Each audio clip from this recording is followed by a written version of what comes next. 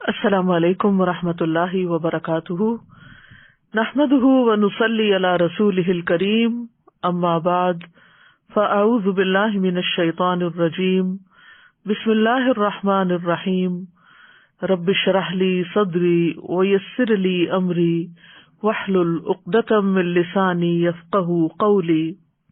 انما المؤمنون الذين اذا ذكر الله وجلت قلوبهم واذا تليت عليهم آياته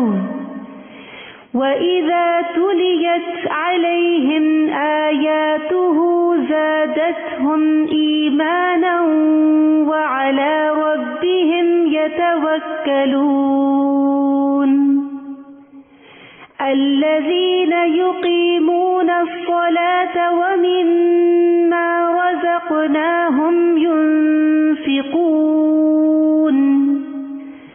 أولئك هم المؤمنون حقا لهم درجات عند ربهم ومغفرة ورزق كريم۔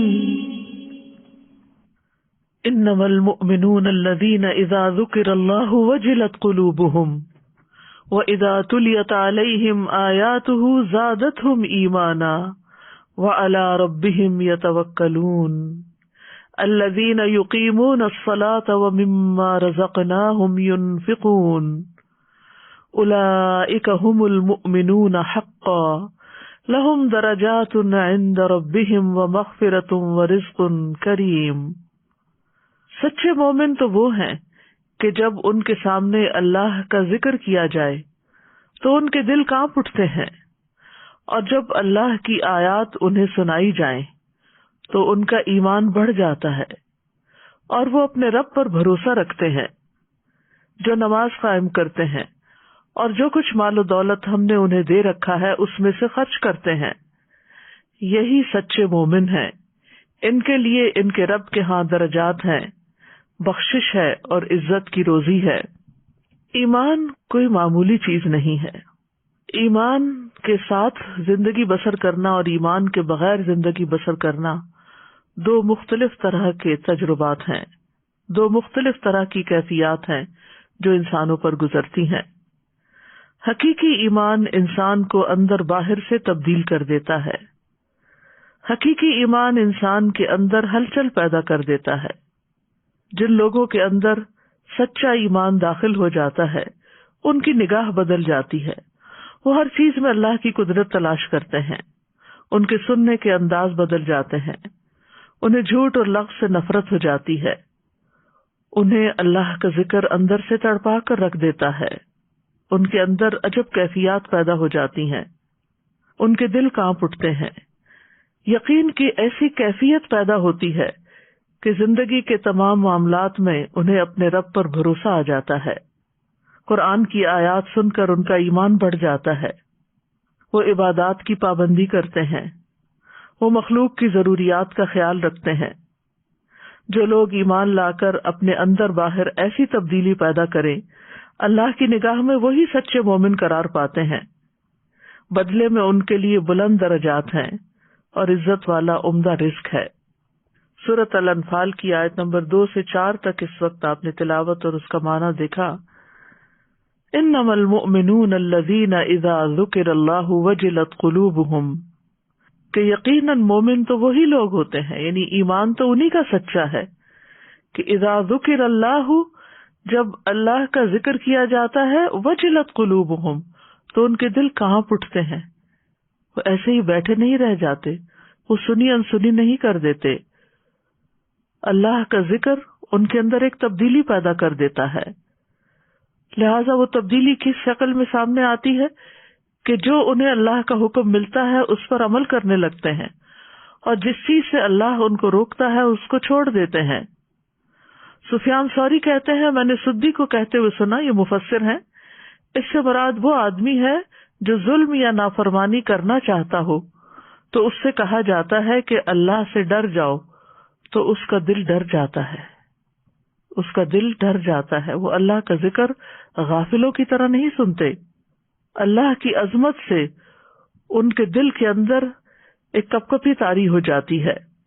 زجاج کہتے ہیں کہ جب اللہ کی عظمت اور اس کی قدرت اور اس چیز کا ذکر کیا جاتا ہے جس کی وجہ سے اللہ کی نافرمانی کرنے والوں کو ڈرایا جاتا ہے تو ان کے دل ڈر جاتے ہیں۔ ایسے لوگ اللہ کی نافرمانی چھوڑ دیتے ہیں۔ سدی کہتے ہیں کہ اس سے مراد وہ شخص ہے جو نافرمانی کا ارادہ کرتا ہے کہ کوئی گناہ کا کام کروں، لیکن جب اللہ کی یاد ان کے دل میں آتی ہے تو وہ اس گناہ سے کنارہ کشی اختیار کر لیتا ہے، اس گناہ کو چھوڑ دیتا ہے۔ تو وجلت قلوبہم میں دو چیزیں آتی ہیں، ایک ہے دل کا ڈر جانا، دوسرے ہے دل میں رقت پیدا ہو جانا، دلوں کا نرم پڑ جانا۔ اللہ کا ذکر ہے ہی ایسی عظمت والی چیز کہ اگر وہ کسی پہاڑ پر اتارا جاتا، یعنی اللہ کا کلام اللہ کے ذکر کی سب سے بڑی شکل ہے، تو وہ پہاڑ ریزہ ریزہ ہو جاتا۔ سورۃ الحشر میں اللہ تعالیٰ فرماتے ہیں لو انزلنا هذا القرآن على جبل لرأيته خاشعا متصدعا من خشية الله وتلك الامثال نضربها للناس لعلهم يتفكرون۔ اگر ہم اس قرآن کو کسی پہاڑ پر اتارتے تو یقیناً تم دیکھتے کہ وہ اللہ کے ذکر سے پست ہونے والا، ٹکڑے ٹکڑے ہو جانے والا ہے۔ اور یہ مثالیں ہم ان لوگوں کے لیے بیان کرتے ہیں کہ وہ غور و فکر کریں، یعنی قرآن کسی پہاڑ پر نازل ہوتا تو اس کو ریزہ ریزہ کر دیتا۔ اسی طرح جب سچے مومن کے دل پر قرآن اترتا ہے تو اس کے اندر بھی عاجزی پیدا ہوتی ہے۔ پہاڑ کے گرنے کا مطلب کیا ہے، ٹوٹنے کا مطلب کیا ہے کہ وہ ٹوٹ کر عاجزی اختیار کرتا ہے۔ اسی طرح بندہ مومن بھی عاجزی اختیار کرتا ہے، اس کے اندر ایک نرمی پیدا ہوتی ہے، ایک سکون اور وقار آ جاتا ہے۔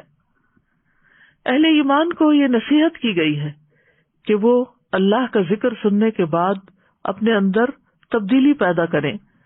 الم یأن للذین آمنوا ان تخشع قلوبهم لذکر اللہ وما نزل من الحق ولا يكونوا كالذين اوتوا الكتاب من قبل فطال عليهم الامد فقست قلوبهم وكثير منهم فاسقون۔ جو لوگ ایمان لائے ہیں کیا ان کے لیے ایسا وقت نہیں آیا کہ اللہ کے ذکر سے اور جو حق نازل ہوا ہے اس سے ان کے دل جھک جائیں؟ یعنی اگر پہاڑ جھک سکتا ہے تو ایمان والوں کے دل کیوں نہیں جھکتے؟ اور ان لوگوں کی طرح نہ ہو جائیں جنہیں اس سے پہلے کتاب دی گئی تھی، پھر ان پر ایک طویل مدت گزری تو ان کے دل سخت ہو گئے اور ان میں سے اکثر فاسق ہیں۔ اہل کتاب کے ساتھ یہ ہوا تھا کہ عرصہ دراز تک کتاب کے ساتھ تعلق رکھنے کے بعد جب اس سے نصیحت دینا چھوڑ دی تو ان کے دل سخت ہو گئے۔ آج ہم مسلمانوں میں بھی دیکھتے ہیں کہ بہت سے لوگ قرآن حفظ کر لیتے ہیں لیکن دل کے بہت سخت ہوتے ہیں، دن رات قرآن پڑھا رہے ہوتے ہیں لیکن دلوں کے اندر کوئی نرمی نہیں ہوتی، اللہ کی خشیت نہیں ہوتی۔ ہم سے مطلوب کیا ہے کہ قرآن سنتے وقت ہمارے دل میں اللہ کا ڈر پیدا ہو۔ اللہ کے نیک بندوں کی صفت سورۃ مریم میں کچھ یوں بیان ہوئی ہے کہ اذا تتلی علیہم آیات الرحمن خروا سجدا وبکیا، کہ جب ان پر رحمان کی آیات پڑھی جاتی تھی تو وہ سجدہ کرتے اور روتے ہوئے گر جاتے تھے۔ ہمیں اپنے آپ کا جائزہ لینا چاہیے کہ کیا قرآن سنتے وقت ہمارے اندر بھی یہ کیفیت پیدا ہوئی؟ سوچیں اپنی پچھلی زندگی کے بارے میں کہ آج تک کتنی آیات نے آپ کو رلا دیا اور کتنی آیات نے آپ کو سجدے میں گرا دیا، اور واقعی آپ کے دل کے اندر خشوع و خضوع پیدا ہوا۔ یہ کتاب عام کتابوں کی طرح نہیں ہے، یہ کوئی درسی یا کوئی ٹیکسٹ بک نہیں ہے کہ جس کو پڑھ کر صرف ایک امتحان دے دیا جائے اور اس کے بعد کتاب بند کر کے رکھ دی جائے۔ یہ تو محمد صلی اللہ علیہ وسلم کے دل پر اترا ہے اور اسے دل پر ہی لینے کی ضرورت ہے، اور اس کو سن کر ہمارے اندر ایک رقت طاری ہو جانی چاہیے۔ سورۃ الزمر میں اللہ تعالیٰ فرماتے ہیں اللہ نزل احسن الحدیث کتابا متشابہا مثانیہ تقشعر منہ جلود الذین یخشون ربہم ثم تلین جلودہم وقلوبہم الی ذکر اللہ ذالک ھدی اللہ یہدی بہ من یشاء ومن یضلل اللہ فما لہ من ہاد۔ اللہ نے سب سے اچھی بات نازل فرمائی، ایسی کتاب جو آپس میں ملتی جلتی ہے، ایسی کتاب جو بار بار دہرائی جانے والی ہے، یعنی اس کی آیات بار بار دہرائی جاتی ہیں. اس سے یعنی اس کتاب کو پڑھنے سے ان لوگوں کی کھالوں کے رونگٹے کھڑے ہو جاتے ہیں جو اپنے رب سے ڈرتے ہیں. ہم سب کو بھی ان آیات کی روشنی میں اپنا جائزہ لینا ہے کہ ہماری کیفیت کیا ہوتی ہے. پھر ان کی کھالیں اور ان کے دل اللہ کے ذکر کی طرف نرم ہو جاتے ہیں، یعنی ان کے اندر نرمی پیدا ہو جاتی ہے. یہ اللہ کی ہدایت ہے جس کے ساتھ وہ جسے چاہتا ہے راہ پر لے آتا ہے، اور جسے اللہ گمراہ کر دے تو اسے کوئی راہ پہ لانے والا نہیں. قرآن سنتے وقت آنسو بھی بہنے چاہیے. سورۃ المائدہ میں آتا ہے وَإِذَا سَمِعُوا مَا أُنزِلَ إِلَى الرَّسُولِ تَرَىٰ أَعْيُنَهُمْ تَفِيضُ مِنَ الدَّمْعِ مِمَّا عَرَفُوا مِنَ الْحَقِّ يَقُولُونَ رَبَّنَا آمَنَّا فَاكْتُبْنَا مَعَ الشَّاهِدِينَ. یہ نجاشی اور اس کے ساتھیوں کا ذکر ہو رہا ہے کہ جب انہوں نے سنا جو رسول پر نازل ہوا تو آپ دیکھتے کہ ان کی آنکھیں آنسو سے بہہ رہی ہوتی ہیں. یعنی انہوں نے قرآن سنا، جب جعفر بن ابی طالب نے ان کے سامنے سورۃ مریم پڑھی تو ان کے آنسو بہنے لگے، اس وجہ سے کہ انہوں نے حق کو پہچان لیا. کہتے ہیں اے ہمارے رب، ہم ایمان لے آئے سو ہمیں شہادت دینے والوں کے ساتھ لکھ لے. یعنی ان کے اندر ایک تبدیلی پیدا ہوئی. تو قرآن پڑھ کر جس شخص کے اندر تبدیلی پیدا نہیں ہوتی، جس کے اخلاق نہیں بدلتے، جس کے معاملات درست نہیں ہوتے، تو پھر اس کے لیے قرآن پڑھا اور نہ پڑھا برابر ہو جاتا ہے. وہ پھر اس کو ایک عام کتاب کی طرح لیتا ہے جس کا اس کے دل پر کوئی اثر نہیں ہوتا. تو ہم میں سے ہر شخص کو اپنے ایمان کا جائزہ لینا چاہیے کہ ہم کہاں پر ہیں اور قرآن ہماری زندگی میں کتنی تبدیلی لاتا ہے. خود نبی صلی اللہ علیہ وسلم کی کیفیت کیا ہو جاتی تھی جب وہ کسی سے قرآن سنتے تھے. اس بارے میں عبداللہ بن مسعود کہتے ہیں کہ رسول اللہ صلی اللہ علیہ وسلم نے فرمایا مجھے قرآن پڑھ کر سناؤ. میں نے کہا میں آپ کو پڑھ کر سناؤں جبکہ وہ آپ ہی پر نازل ہوا ہے. آپ نے فرمایا میں اپنے علاوہ دوسرے سے سننے کا شوق رکھتا ہوں. وہ کہتے ہیں چنانچہ میں نے سورۃ النساء پڑھنی شروع کر دی. جب میں اس آیت پہ پہنچا فَكَيْفَ إِذَا جِئْنَا مِن كُلِّ أُمَّةٍ بِشَهِيدٍ وَجِئْنَا بِكَ عَلَىٰ هَٰؤُلَاءِ شَهِيدًا، تو میں نے دیکھا کہ آپ کی آنکھوں سے آنسو بہ رہے تھے. ہم تلاوت سنتے ہوئے کتنے آنسو بہاتے ہیں اور کتنی بار ہمارے اوپر ایسی کیفیات طاری ہوتی ہیں. اللہ کا ذکر سن کر تو مسجد نبوی میں کھجور کے درخت کا وہ تنا جو آپ کا ممبر تھا وہ کس قدر خوش ہوتا، اور جب آپ کے لیے نیا ممبر بنا دیا گیا اور آپ صلی اللہ علیہ وسلم نے اس پر خطبہ دینا چھوڑ دیا تو اس کھجور کے تنے سے بچے کے رونے کی طرح آواز آنے لگی جب آپ صلی اللہ علیہ وسلم نے جمعے کے دن دوسرے ممبر کو استعمال کیا. تو نبی صلی اللہ علیہ وسلم ممبر سے اترے اور اسے اپنے گلے سے لگا لیا اور وہ اس بچے کی طرح ہچکیاں بھرنے لگا جسے چپ کرایا جاتا ہے. آپ نے فرمایا کہ یہ تنا اس لیے رو رہا تھا کہ وہ اللہ کے اس ذکر کو سنا کرتا تھا جو اس کے قریب ہوتا تھا. اگر ایک تنے کی حالت یہ ہوتی ہے تو ہماری حالت پھر کیا ہے؟ وہ بہتر ہے یا ہم بہتر ہے؟ لیکن جن کے دل سخت ہو جائیں ان کے دلوں پر قرآن اثر نہیں کرتا، اور ایسے لوگوں کی قرآن مجید میں مذمت کی گئی ہے. فَوَيْلٌ لِّلْقَاسِيَةِ قُلُوبُهُم مِّن ذِكْرِ اللَّهِ أُولَٰئِكَ فِي ضَلَالٍ مُّبِينٍ.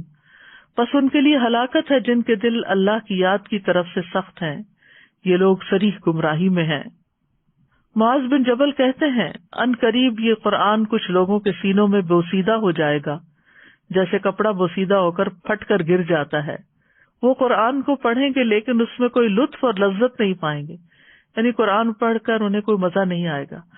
آج کل الحمدللہ رمضان کے دن ہے، ہم میں سے ہر شخص اپنی وسعت بھر زیادہ قرآن سے تعلق رکھنے کی کوشش کر رہا ہے، اور ہمیں دیکھنا چاہیے کہ خود قرآن کی تلاوت کرتے ہوئے، اس کا فہم جانتے ہوئے، تراویح میں سنتے ہوئے، یعنی کبھی ہم پڑھ رہے ہوتے ہیں، کبھی ہم سن رہے ہوتے ہیں، کبھی ہم اس کو سمجھ رہے ہوتے ہیں، تو ان اوقات میں ہمارے دلوں کی کیفیات کیا ہوتی ہیں. کہتے ہیں کہ 3 اوقات میں اپنے دلوں کا جائزہ لو، ایک قرآن سنتے وقت، اور ایک تنہائی کے اوقات میں، اور ایک اللہ کے ذکر کے وقت ہماری کیفیت کیا ہوتی ہے. اگر ہمارا دل نہ بدلے اور ہمارے دل پہ کچھ اثر نہ ہو تو اس کا مطلب ہے کہ سینے میں دل نہیں پتھر ہے، واقعی پھر دل سخت ہو چکا ہے. معاذ بن جبل کہتے ہیں کہ لوگ قرآن سنیں گے اور کچھ لوگوں کے سینوں میں قرآن بوسیدہ ہو جائے گا جیسے کپڑا بوسیدہ ہو کر پھٹ کے گر جاتا ہے. وہ قرآن کو پڑھیں گے لیکن اس میں کوئی لذت نہیں پائیں گے. وہ بھیڑیوں کے دلوں پر بھیڑوں کی کھالیں پہن لیں گے، یعنی ان کا ظاہر بس بدلے گا، اندر نہیں. ان کا عمل طمع اور لالچ کے لیے ہوگا، لیکن اس میں اللہ کا خوف نہیں ہوگا. اگر وہ عمل میں کوتاہی کریں گے تو کہیں گے عنقریب ہم جنت تک پہنچ جائیں گے، اور اگر وہ برے عمل کریں گے تو کہیں گے ہمیں معاف کر دیا جائے گا، ہم اللہ کے ساتھ کسی کو شریک تو نہیں ٹھہراتے. یعنی نہ انہیں اپنے گناہوں سے ڈر لگے گا اور نہ ہی اپنے عمل میں کوتاہی پر کوئی فکر ہوگی. یاد رکھیے قرآن زندہ دل انسان کے لیے ایک نصیحت ہے. ان ہوا الا ذکر وقرآن مبین لینذر من کان حیا. وہ تو سراسر نصیحت اور واضح قرآن کے سوا کچھ نہیں، تاکہ اسے ڈرائے جو زندہ ہو، یعنی جس کا دل زندہ ہو. ابن قیم کہتے ہیں لوگوں کی 3 قسمیں ہیں. ایک وہ جس کا دل مر چکا ہے، یہ وہ شخص ہے کہ اس کا کوئی دل ہی نہیں، اس آدمی کے حق میں آیت نصیحت نہیں بنتی. یعنی جس کا دل مر چکا ہو وہ قرآن سے نصیحت نہیں لیتا. دوسرا وہ شخص جس کا دل زندہ اور اہلیت رکھنے والا ہوتا ہے، لیکن وہ تلاوت والی آیات کو کان لگا کے نہیں سنتا، بس ایسے پیسیو لسننگ ہوتی ہے، ایکٹیولی نہیں سنتا، جن کے ذریعے اللہ ان نشانیوں کے بارے میں خبر دیتے ہیں جو دکھائی دینے والی ہیں. یا تو وہ آیات اس تک پہنچی ہی نہیں، یا اس تک پہنچی ہے لیکن اس کا دل ان آیات سے ہٹ کر کسی اور چیز میں مشغول تھا، اور اس کا دل غیر حاضر ہے، اسے بھی نصیحت نہیں ہوتی حالانکہ اس میں اہلیت ہے اور اس کا دل موجود ہے. اور تیسرے وہ آدمی جس کا دل ابھی زندہ ہے اور وہ اہلیت بھی رکھتا ہے، جب اس پر آیات کی تلاوت کی جاتی ہے تو وہ اپنا کان لگاتا ہے، اپنے کانوں کو اس طرف ڈال دیتا ہے، یعنی توجہ سے سنتا ہے اور اپنے دل کو حاضر کرتا ہے، اور جو کچھ وہ سن رہا ہے اس کے فہم کے علاوہ وہ اپنے دل کو کہیں اور مشغول نہیں کرتا، یعنی وہ پوری توجہ سے پھر بات کو سنتا ہے، اس کا دل بھی حاضر ہے اور یہ شخص کان بھی لگائے ہوئے ہے. اس قسم کے لوگ وہ ہیں جو ان آیات سے بھی فائدہ حاصل کرتے ہیں جو تلاوت کی جاتی ہیں، اور ان آیات سے بھی فائدہ حاصل کرتے ہیں جو مشاہدے سے تعلق رکھتی ہیں، جیسے آسمان، پہاڑ وغیرہ. وَإِذَا تُلِيَتْ عَلَيْهِمْ آيَاتُهُ زَادَتْهُمْ ایمانا، اور جب ان پر اس کی آیات پڑھی جاتی ہیں تو ان کا ایمان بڑھ جاتا ہے. اس کا ایک مطلب ہے کہ وہ تصدیق کو بڑھا دیتی ہیں، کہ وہ اللہ کی باتوں کو سچ سمجھنے لگتا ہے. دوسرا معنی کیا گیا وہ خوف کو بڑھا دیتی ہیں، یعنی ایمان بڑھتا ہے تو ان کی خشیت بھی اتنی ہی بڑھتی ہے.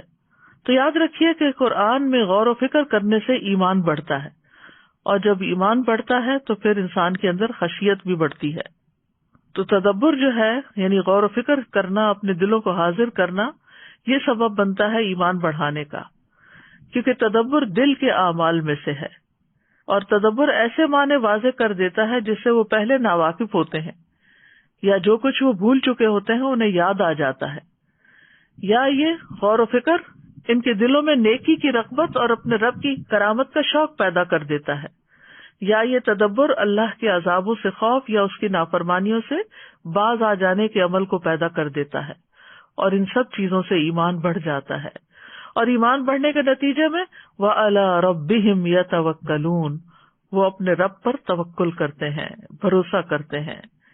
یعنی دنیا کی جن مشکلات، مصائب، سختیوں کے بارے میں ان کو خوف لاحق ہوتا ہے، وہ ان کے بارے میں اللہ پر بھروسہ کرتے ہیں. اپنے وہ اعمال جن کے بارے میں وہ آخرت میں ثواب کی امید رکھتے ہیں، ان کے بارے میں وہ اللہ پر بھروسہ کرتے ہیں. یعنی دنیا کے معاملات میں بھی اور آخرت کے معاملات میں بھی ان کا بھروسہ اپنی ذات پہ نہیں ہوتا، اپنے کمال پہ نہیں ہوتا، بلکہ اللہ کی ذات پر بھروسہ کرتے ہیں.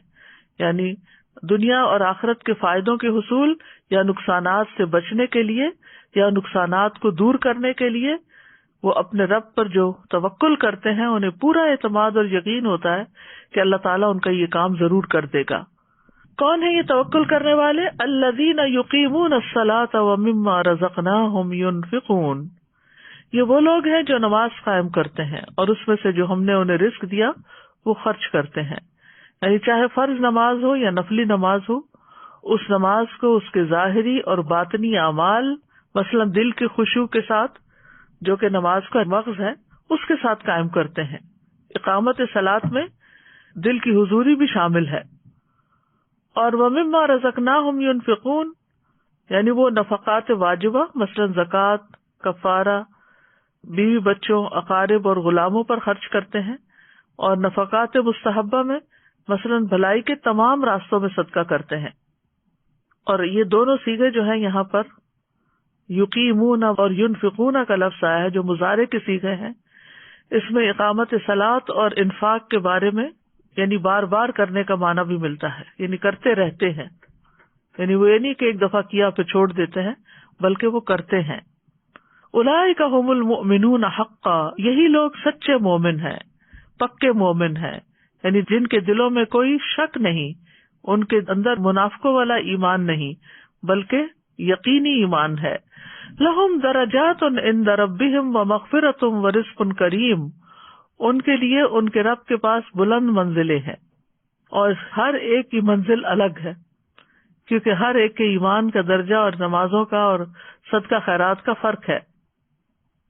لہم درجات عند ربہم، عطا کہتے ہیں کہ وہ جنت کے درجات پر اپنے عمل کے اعتبار سے چڑھیں گے، جس کا جو عمل ہوگا اس کے مطابق اس کو درجہ دیا جائے گا. ورزق کریم، یہ وہ رزق ہے جو ان کے لیے جنت میں تیار کیا گیا ہے. تو اس آیت میں بیسیکلی ایمان کی تفصیل ہمیں مل رہی ہے. ایمان جو ہے اس کے 3 ارکان ہیں: دل سے اعتقاد رکھنا، زبان سے اقرار کرنا اور اعضاء سے عمل کرنا. تو اس میں 3 چیزیں شامل ہیں: دل، زبان اور سارا جسم. جب تک یہ تینوں شرائط پوری نہ ہو تو ایمان مکمل نہیں ہوتا.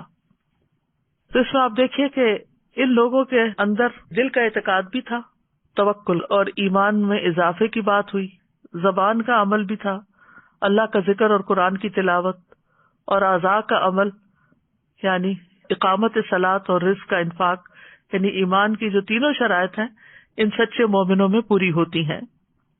ایمان کا لفظی معنی لغت میں تصدیق اور اقرار کرنا ہوتا ہے، اور اصطلاحی معنی ہوتا ہے دل میں عقیدہ رکھنا، زبان کے ساتھ اقرار کرنا اور اعضاء کے ساتھ عمل کرنا. مؤمن کا لفظ جو ہے اسم فاعل ہے، یہ اس شخص کے لیے بولا جاتا ہے جو ایمان کی صفت سے متصف ہو، اور اس لیے اس بات کی طرف اشارہ کرنا مناسب ہوگا کہ لغت میں مومن کا لفظ 3 لغوی بنیادی معنوں کی طرف لوٹتا ہے. نمبر 1 امن والا، اور امن خوف کے بالمقابل ہے. الذین آمنوا ولم یلبسوا ایمانہم بظلم اولئک لہم الامن وہم مہتدون. وہ لوگ جو ایمان لائے اور انہوں نے اپنے ایمان کو کسی بڑے ظلم یعنی شرک کے ساتھ نہیں ملایا، یہی لوگ ہیں جن کے لیے امن ہے اور وہی ہدایت پانے والے. یعنی اگر کوئی شخص ایمان لاتا ہے تو وہ امن میں آ جاتا ہے. دوسرا ہے تصدیق کرنا، جو تکذیب کے بالمقابل ہے.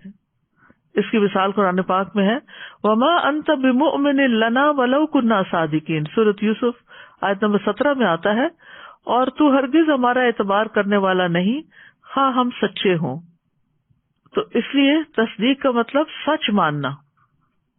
اور تیسرے ہے امین، امانت دار ہونا خیانت کار ہونے کے برعکس ہے، اور اس میں انسان اللہ سبحانہ تعالیٰ کے ساتھ خیانت نہیں برتتا بلکہ جو اسے حکم ملتا ہے وہ بجا لاتا ہے.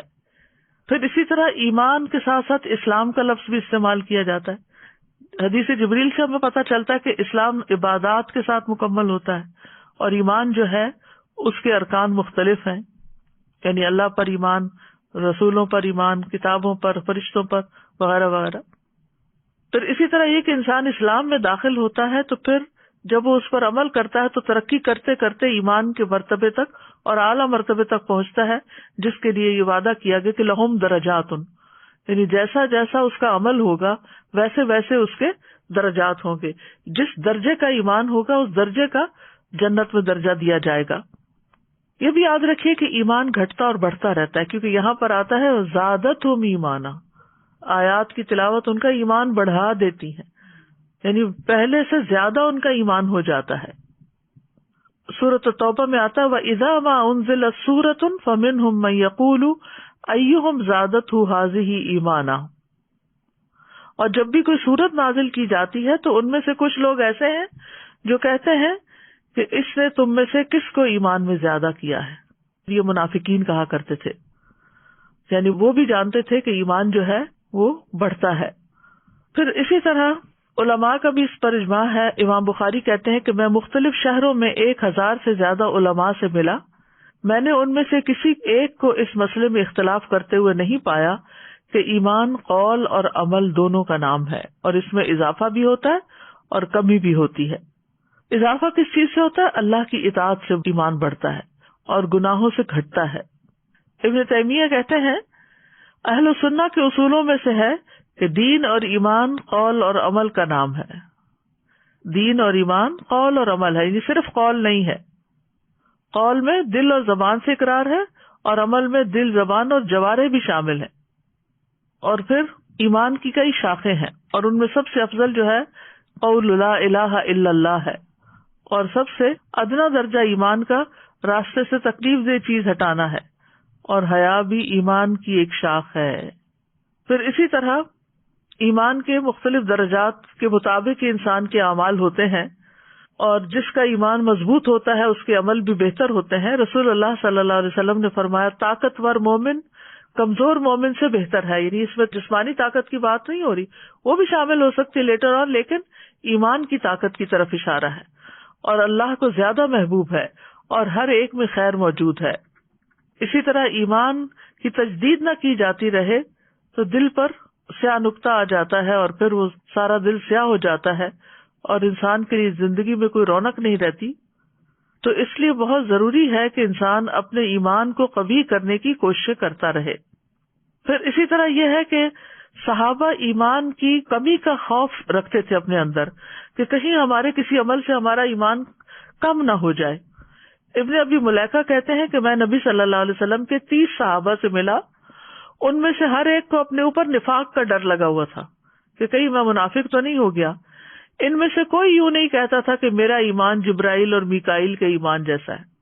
تو صحابہ جو تھے اس فکر میں کہ کوئی ہم سے دکھاوا نہ ہو گیا ہو، کوئی ریاکاری نہ ہو گئی ہو، یا یہ کہ ہم اپنے بیوی بچوں کے اندر مصروف ہو کر اللہ کو کم یاد کرتے ہیں، تو کہیں ہم بھی منافقین کی صف میں شامل تو نہیں ہو گئے.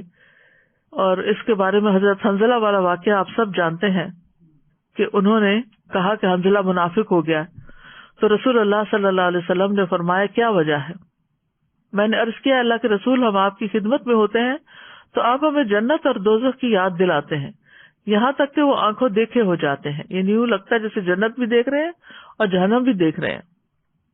جب ہم آپ کے پاس سے چلے جاتے ہیں تو ہم اپنی بیویوں اور اولاد اور زمین کے معاملات میں مشغول ہو جانے کی وجہ سے بہت ساری چیزوں کو بھول جاتے ہیں. تو رسول اللہ صلی اللہ علیہ وسلم نے فرمایا اس ذات کی قسم جس کے ہاتھ میں میری جان ہے، اگر تم اسی کیفیت پر ہمیشہ رہو جس حالت میں میرے پاس آتے ہو تو فرشتے تمہارے بستروں پر تم سے مصافحہ کرتے اور تمہارے راستوں میں بھی. لیکن اے حنظلہ وقت کی بات ہے، یعنی obviously قرآن پڑھنے پڑھانے والی مجلس میں ایمان زیادہ ہوتا ہے، بڑھتا ہے. اور جب انسان اپنے گھر میں ہوتا ہے بیوی بچوں میں تو کبھی کسی کی طرف سے کوئی بات اچھی نہیں لگتی، کبھی کسی کی کوئی بات چبھ جاتی ہے. انسان بعض اوقات ان کے ساتھ معاملہ کرتے ہوئے اپنی آخرت تک کو بھول جاتا ہے. تو ایسے میں پھر اس کا ایمان کمزور پڑ جاتا ہے. تو اس کے لیے بھی یہی ایڈوائس ہے کہ بار بار پھر اپنے ایمان کو بڑھاتا رہے. یاد رکھیے ایمان سب سے افضل عمل ہے. مومن اور غیر مومن برابر نہیں ہو سکتے. سورۃ السجدہ میں آتا ہے افمن کان مؤمنا کمن کان فاسقا لا یستوون. تو کیا وہ شخص جو مومن ہو وہ اس کی طرح ہے جو نافرمان ہو؟ یہ دونوں برابر نہیں ہو سکتے. یعنی ایمان لانے والا اور نہ لانے والا ایک جیسے نہیں ہوتے. نہ ان کی زندگی ایک جیسی ہوتی ہے، نہ موت ایک جیسی ہوتی ہے، اور نہ موت کے بعد کے مراحل ایک جیسے ہوتے ہیں. ایمان والوں کو اللہ تعالیٰ سیدھے رستے کی رہنمائی کرتا رہتا ہے. وَإِنَّ اللَّهَ لَهَادِ الَّذِينَ آمَنُوا إِلَىٰ صِرَاطٍ مُسْتَقِيمٍ. اور بے شک اللہ ان لوگوں کو جو ایمان لائے یقیناً سیدھے رستے کی طرف ہدایت دینے والا ہے. پھر ایمان سے انسان کو روشنی ملتی ہے، اندھیروں سے نکلتا ہے. اللہ ولی الذین آمنوا یخرجہم من الظلمات الی النور. اللہ ان لوگوں کا دوست ہے جو ایمان لائے، وہ انہیں اندھیروں سے نکال کر روشنی کی طرف لے آتا ہے. حیات طیبہ ملتی ہے، عمدہ زندگی ملتی ہے. من عمل صالحا من ذکر او انثى وهو مؤمن فلنحيينه حیاة طیبہ وَلَنَجْزِيَنَّهُمْ أَجْرَهُمْ بِأَحْسَنِ مَا كَانُوا يَعْمَلُونَ. جو شخص بھی نیک عمل کرے خواہ مرد ہو یا عورت بشرطے کہ وہ مومن ہو تو ہم اسے پاکیزہ زندگی بسر کرائیں گے اور آخرت میں ان کے بہترین اعمال کے مطابق انہیں ان کا اجر عطا کریں گے. پھر اسی طرح دنیا اور آخرت میں ثابت قدمی نصیب ہوتی ہے. یثبت اللہ الذین آمنوا بالقول الثابت فی الحیات الدنیا وفی الآخرہ. جو لوگ ایمان لائے انہیں اللہ قول ثابت یعنی کلمہ طیبہ سے دنیا کی زندگی میں بھی ثابت قدم رکھتا ہے اور آخرت میں بھی رکھے گا. یعنی استقامت اسی سے ملتی ہے, اللہ کا ساتھ ملتا ہے. وَأَنَّ اللَّهَ مَعَ الْمُؤْمِنِينَ, اللہ کا فضل ملتا ہے. وَاللَّهُ ذُو فَضْلٍ عَلَى الْمُؤْمِنِينَ, اور اللہ مومنوں پر بڑے فضل والا ہے. بندوں کی محبت ملتی ہے. إِنَّ الَّذِينَ آمَنُوا وَعَمِلُوا الصَّالِحَاتِ سَيَجْعَلُ لَهُمُ الرَّحْمَنُ وُدًّا. یقیناً جو لوگ ایمان لائے ہیں اور وہ اچھے کام کر رہے ہیں, اللہ ان کے لیے لوگوں کے دلوں میں ضرور محبت پیدا کر دے گا. دنیا اور آخرت میں ایسے لوگوں کو خوشخبریاں ملتی ہیں. الذین آمنوا وکانوا یتقون لہم البشریٰ فی الحیات الدنیا وفی الآخرہ. جو لوگ ایمان لائے اور اللہ سے ڈرتے رہتے ہیں ان کے لیے دنیا میں بھی خوشخبری ہے اور آخرت میں بھی. پھر اسی طرح انسان مصیبتوں سے نکل آتا ہے, اس کو مصائب سے نجات ملتی ہے. ثم ننجی رسلنا والذین آمنوا کذالک حقا علینا ننجی المؤمنین. پھر ہم اپنے رسولوں کو نجات دیتے ہیں اور ان کو بھی جو ایمان لائے, اسی طرح ہم پر حق ہے کہ ہم مومنوں کو نجات بخشیں. پھر شیطان سے حفاظت ملتی ہے. انہ لیس لہ سلطان علی الذین آمنوا وعلی ربہم یتوکلون. اس شیطان کا ان لوگوں پر کوئی بس نہیں چلتا جو ایمان لائے اور اپنے رب پر بھروسہ کرتے ہیں. پھر اسی طرح انسان کو اچھائی برائی کی پہچان ہوتی ہے اس ایمان کے نور کی وجہ سے جو انسان کے سینے میں ہوتا ہے. ایمان کی وجہ سے گناہوں کی بخشش ملتی ہے. ایمان کی بدولت ہی جنت میں داخلہ ملتا ہے, کیونکہ جنت میں صرف ایمان والے ہی داخل ہو سکیں گے. وَإِذَا تُلِيَتْ عَلَيْهِمْ آيَاتُهُ زَادَتْهُمْ ایمانا, اور جب ان پر اس کی آیات پڑھی جاتی ہیں تو وہ ان کے ایمان میں اضافہ کر دیتی ہیں. یاد رکھیے کہ قرآن کی آیات ایمان بڑھانے کا ذریعہ بنتی ہیں اگر انسان کے اندر نرمی ہو, انسان کے اندر سننے کا جذبہ ہو. افسوس یہ کہ اب ہماری زندگیوں میں پہلے سے کہیں زیادہ ڈسٹریکشنز ہو گئی ہیں. جب فون نہیں تھے اور خاص طور پر ہر وقت ہاتھوں میں نہیں تھے تو اس وقت انسان اگر قرآن پڑھنے لگتا تھا تو کسی کو یہ خیال نہیں آتا تھا کہ اٹھ کے قرآن چھوڑ کر فون اٹینڈ کرے. کہتے تھے اچھا بعد میں کال کر لیں گے. لیکن اس وقت ساتھ موبائل ہے, ساتھ قرآن ہے, تھوڑا سا ادھر پڑھ رہے ہیں, تھوڑا سا ادھر دیکھ رہے ہیں, تو یہ کس چیز کی علامت ہے؟ قرآن ان کے دلوں پر کوئی اثر نہیں کرتا, ان کے دل کہیں اور ہی مگن ہے, کہیں اور ہی کی فکریں ہیں. تو ایمان کو بڑھانے والے اسباب جو ہیں ان میں سب سے پہلی چیز اللہ کی معرفت ہے, اور اللہ کی معرفت علم سے ہوتی ہے. علم سے اللہ کی پہچان ہوتی ہے, اور اللہ کے بارے میں جتنی پہچان ہوگی اتنا ہی ایمان بڑھے گا. یعنی یہ معرفت ایمان میں اضافے کا باعث بنتی ہے. اور اس معرفت کے لیے اللہ تعالیٰ کے ناموں کو جاننا, پڑھنا, اور اللہ تعالیٰ کی توحید ربوبیت, الوہیت, توحید اسماء و صفات کو جاننا, یہ بہت ضروری ہے. امام ابن تیمیہ کہتے ہیں جو اللہ کے ناموں کو معلوم کر کے ان کے معنی کو سمجھ کر ان پر ایمان لائے تو اس کا ایمان اس آدمی کی نسبت زیادہ کامل ہوگا جو ان ناموں کو نہیں پہچانتا. وہ مجمل طریقے پر صرف ان پر ایمان رکھتا ہے, یعنی بس وہ صرف ظاہری ایمان رکھتا ہے, حقیقت میں اس کے اندر وہ تبدیلی نہیں آتی جو آنی چاہیے. پھر دوسری چیز ہے اخلاص. یعنی ایمان کب بڑھتا ہے؟ جب انسان ہر کام اللہ کی خاطر کرتا ہے اور اللہ سبحانہ وتعالیٰ ہی کی طرف جاتا ہے. پھر اسی طرح تیسری چیز ہے نبی صلی اللہ علیہ وسلم کی اطاعت. قرآن مجید میں اللہ تعالیٰ فرماتے ہیں قل ان کنتم تحبون اللہ فاتبعونی یحببکم اللہ. آپ کہہ دیجئے کہ اگر تم اللہ سے محبت رکھتے ہو تو میری پیروی کرو, اللہ تم سے محبت کرنے لگے گا. یعنی نبی صلی اللہ علیہ وسلم ہی وہ ہستی ہیں جنہوں نے صحیح معنوں میں ہمیں اللہ سبحانہ وتعالیٰ کی پہچان کروائی ہے, اور ہم جو آپ کی باتیں مانتے جائیں گے آپ ہمیں اللہ سبحانہ وتعالیٰ کے اور قریب کر دیں گے. چوتھی چیز ہے کائنات میں غور و فکر. یہ بھی ایک بہت اہم وسیلہ ہے. انسان جب یکسوئی کے ساتھ کسی جنگل میں چلا جاتا ہے یا باہر یعنی نیچر میں بیسیکلی، تو آپ دیکھیں گے کہ اس شخص کے اندر بہت زیادہ اللہ کی یاد آتی ہے. جیسے حضرت داؤد علیہ السلام تھے، جب وہ اللہ کا ذکر کرتے تھے تو ان کے ساتھ پہاڑ اور پرندے بھی اللہ کا ذکر شروع کر دیتے تھے، یعنی بلند آواز میں جب وہ زبور پڑھا کرتے تھے. تو وہ ظاہر ہے گھر کے اندر تو پرندے اور درخت اور پتھر اور پہاڑ وغیرہ نہیں ہوتے، تو اس کے لیے وہ باہر جاتے اور اللہ سبحانہ تعالیٰ کو پہچان کر اس کی کتاب کی آیات پڑھا کرتے تھے. پھر پانچویں چیز ہے قرآن سے گہرا تعلق. قرآن سے انسان کے ایمان میں اضافہ ہوتا ہے. جندب بن عبداللہ کہتے ہیں کہ ہم نے ایمان سیکھا، پھر ہم نے قرآن سیکھا، جس سے ہمارے ایمان میں دن بدن اضافہ ہوا. اس سے کیا پتہ چلتا ہے کہ قرآن سے ایمان میں اضافہ ہوتا ہے. ابن مسعود کہتے ہیں جس شخص میں 3 باتیں پائی جاتی ہوں اللہ اس کے دل کو ایمان سے بھر دیتا ہے. نمبر 1 عالم کی صحبت، نمبر 2 قرآن کی تلاوت، اور نمبر 3 روزے رکھنا. شیخ سعدی کہتے ہیں کہ وَإِذَا تُلِيَتْ عَلَيْهِمْ آيَاتُهُ زَادَتْهُمْ ایمانا، اس کی وجہ یہ ہے کہ وہ اللہ کی آیات کو حضور قلب کے ساتھ غور سے سنتے ہیں تاکہ وہ اس میں غور و فکر کریں، جس سے ان کے ایمان میں اضافہ ہو، کیونکہ تدبر دل کے اعمال میں سے ہے. اسی طرح وہ معنی بھی واضح ہو جاتے ہیں جن سے وہ لا علم ہوتے ہیں، اور ان کو ان امور کی یاد دہانی ہو جاتی ہے جس کو وہ فراموش کر چکے ہوتے ہیں. ان کے دلوں میں نیکیوں کی رغبت پیدا ہو جاتی ہے. یعنی ایمان بڑھنے کا مطلب یہ ہے کہ نیکیوں میں اور عمل صالح میں بھی ہم آگے بڑھیں، اور اپنے رب کے اکرام و تکریم کے حصول کا شوق پیدا ہو جاتا ہے. یا ان کے دلوں میں عذاب سے خوف اور نافرمانی سے ڈر پیدا ہو جاتا ہے، اور ان تمام امور سے انسان کا ایمان بڑھتا ہے. پھر قرآن مجید میں تدبر کرنا.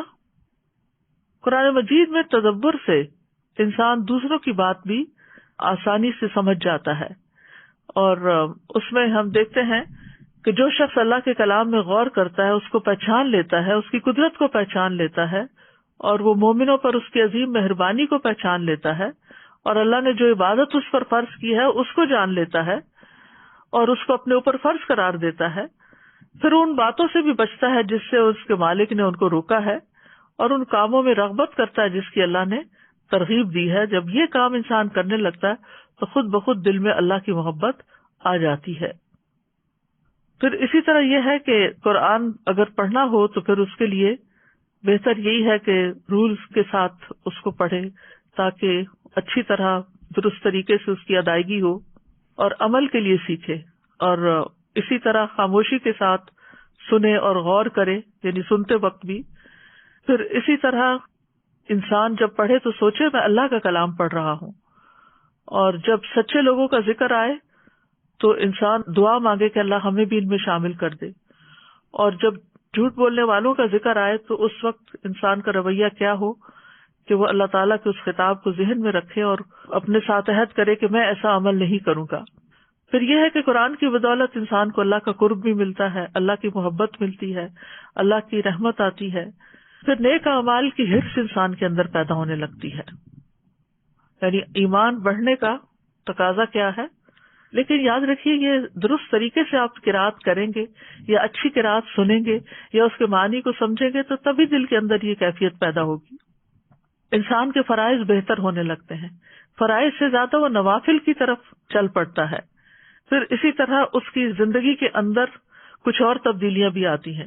اس کو پاکیزگی سے محبت ہوتی ہے، صاف ستھرا رہنے لگتا ہے، طہارت کا اہتمام کرتا ہے، سادگی اختیار کرتا ہے، لوگوں کی اچھائیوں کو یاد رکھتا ہے، کم گفتگو کرتا ہے، مشکلات میں صبر کرتا ہے، اپنے بھائی کے لیے وہی پسند کرتا ہے جو اپنے لیے، پھر پڑوسی کا خیال رکھتا ہے، جھوٹ چھوڑ دیتا ہے. اور کچھ کام ایسے ہیں کہ جو انسان کے ایمان کو گھٹا دیتے ہیں، جیسے غفلت، دنیا میں مگن ہونا، دنیا کو آخرت پر ترجیح دینا، یعنی مال کی محبت میں اضافہ ہونا اور اس کی وجہ سے دین کے کاموں میں غفلت برتنا، ذکر سے روگردانی کرنا، یہ بھی انسان کے ایمان کو کمزور کرتا ہے.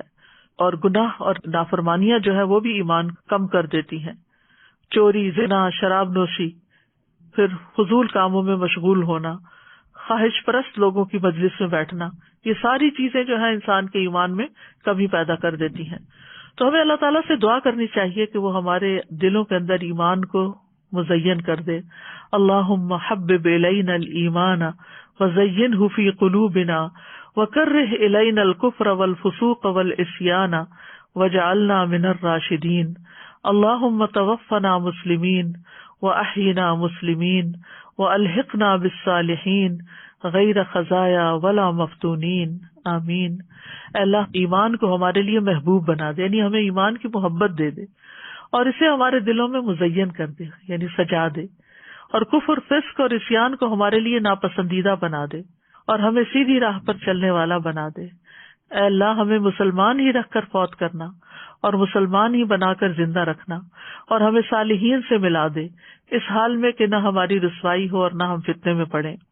اسی طرح ایک اور دعا ہے سنن نسائی کی، اللہم زیننا بزینت الایمان وجعلنا ھداۃ مہتدین.